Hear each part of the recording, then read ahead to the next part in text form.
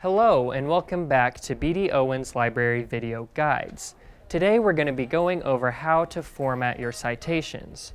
Organizing your citations can be a little bit tricky, so today we're going to show you some quick and easy ways to format them for your next research paper.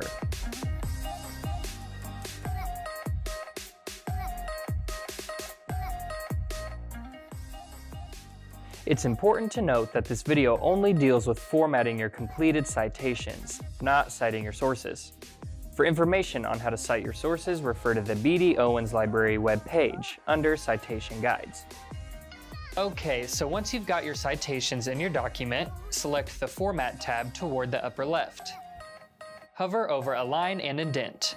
Click Indentation Options, and under Special, select Hanging, then select Apply. You can double space your text by selecting the line spacing option next to the numbered list option. In order to alphabetize in Google Docs, you'll need to download the Sorted Paragraphs add-on. Don't worry, it's free.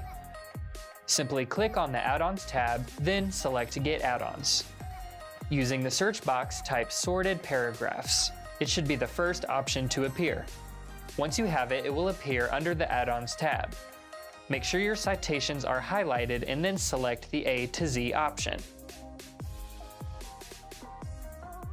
Keep in mind, scientific or CSE, Turabian, American Medical Association or AMA styled citations are single-spaced.